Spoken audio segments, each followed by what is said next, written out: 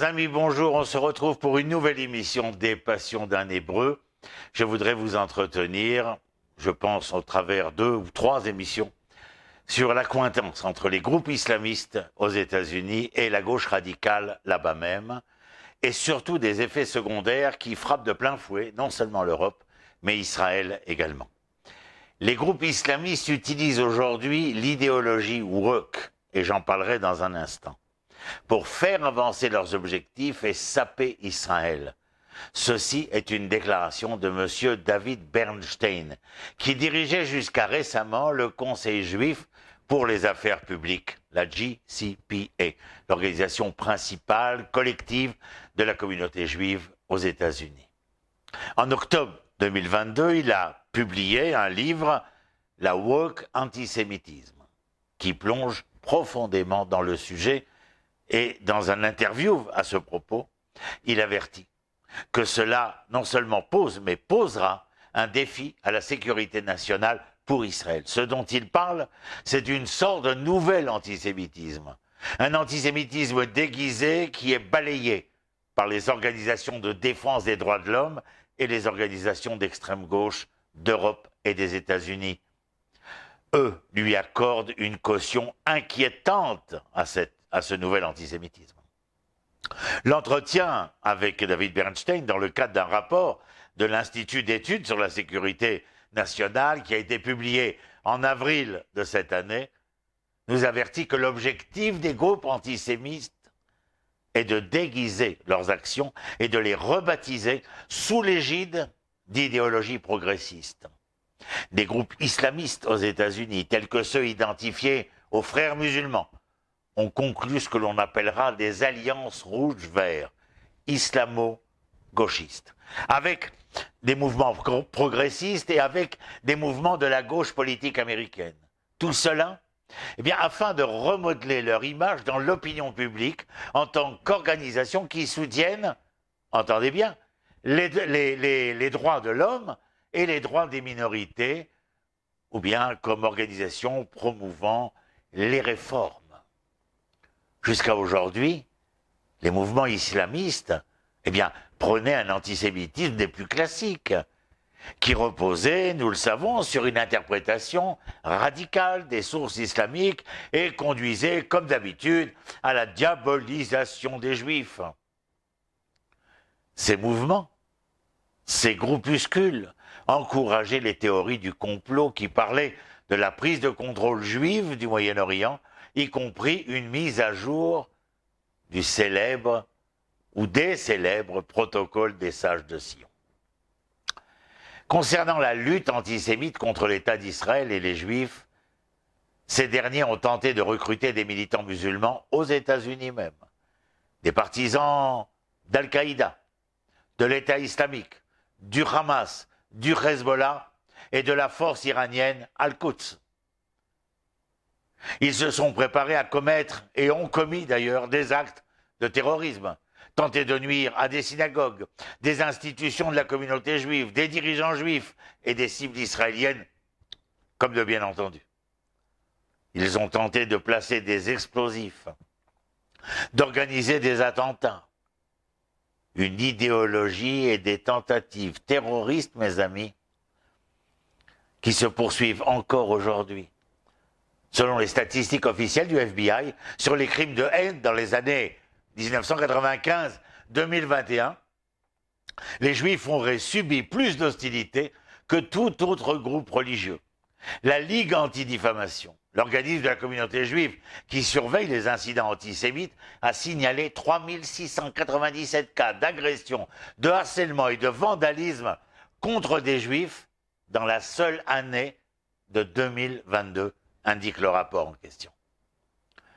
Cet antisémitisme classique a également fait son apparition au sein d'organisations établies aux États-Unis et qui sont tout à fait légitimes, légalement.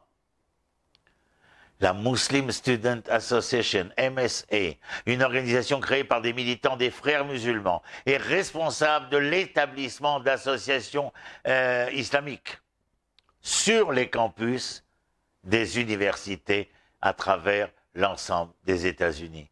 Vous avez le Council on American Muslim Relations, CAIR, une organisation qui promeut l'activisme politique musulman et défend les personnes accusées de soutenir les activités terroristes. Mais maintenant, à l'heure où je vous parle, ces activités prennent une autre tournure. Les groupes et organisations islamistes ont pris conscience qu'une nouvelle arme est entrée dans la réalité contemporaine et pourrait servir leurs intérêts propres. Il s'agit de l'idéologie woke. De nombreux groupes, identifiés aux frères musulmans par exemple, affirment dorénavant qu'ils n'ont pas de lien avec les organisations islamistes. Et certains vont même jusqu'à affirmer qu'ils n'ont jamais eu de lien avec de telles organisations. En d'autres termes, ces groupes masquent leur activité en créant un dénominateur commun avec des groupes progressistes de gauche qui ont gravé sur leur bannière le soutien aux droits des minorités et à l'idéologie woke qu'on appelle woke culture. Ces efforts forment une alliance rouge-verte qui traverse les lignes idéologiques entre la gauche radicale et les islamistes, les rouges et les verts, on les appellera ainsi. L'idéologie woke, qu'est-ce ? C'est cette culture qui divise la société entre les oppresseurs et les opprimés et applique cette division également aux juifs, non seulement en Israël, mais partout dans le monde, en particulier aux États-Unis. Dans cette idéologie-là, la réussite économique, par exemple, est associée à la classe oppressive. Si vous êtes une minorité relativement prospère, vous êtes associé à la classe oppressive. Donc les Juifs, entendez bien, seront toujours du mauvais côté de cette équation. C'est-à-dire qu'ils se retrouvent perpétuellement comme classe oppressive.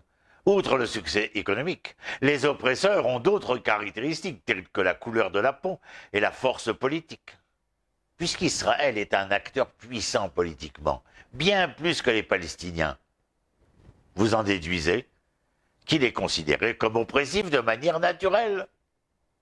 Et puisque les Juifs sont considérés comme blancs, tandis que les Palestiniens sont considérés comme ayant la peau foncée, déduisez, les Juifs seront toujours des oppresseurs. Cette idéologie lie l'identité, qu'elle soit masculine, féminine, noire ou blanche, au privilège ou à l'oppression. Elle incite à l'anti-israélisme et à l'antisionisme, et elle se répand à un rythme fulgurant. Là est la stratégie de ces organisations. Certaines personnes qualifient cela de marxisme culturel, parce que le marxisme, comme beaucoup d'entre vous le savent, concernait la lutte entre la classe opprimée, les travailleurs, et la prétendue classe oppressive, la bourgeoisie. La woke culture a pris la même idée, mais a changé les formes sociétales qui s'affrontent.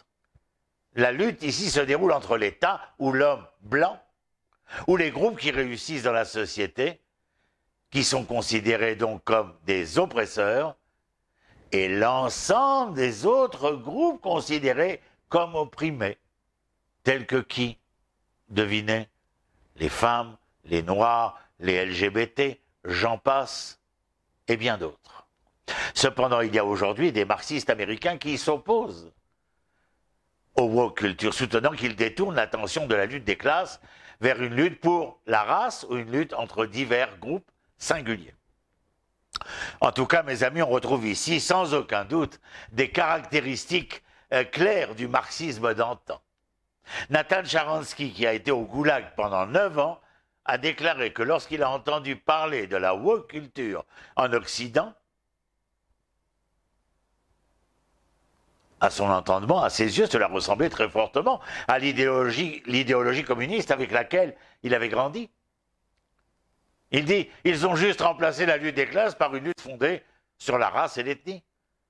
C'est d'ailleurs la raison pour laquelle tant de juifs de l'ex-URSS et d'autres pays qui étaient des satellites et qui vivaient sous une véritable tyrannie, eh bien, ont tendance à être pris d'effroi lorsqu'ils entendent parler de cette woke culture. Le rapport dont il est question de l'Institute for National Security Studies fournit plusieurs exemples d'alliances rouge-vert formées autour de l'idéologie woke. L'une d'elles est la coalition NY for Palestine, New York pour la Palestine, qui réunit des groupes islamistes et des organisations pro-palestiniennes de la gauche radicale. Parmi elles, Samidoun, qui est un réseau de solidarité des prisonniers palestiniens reconnus et déclarés en Israël comme organisation terroriste.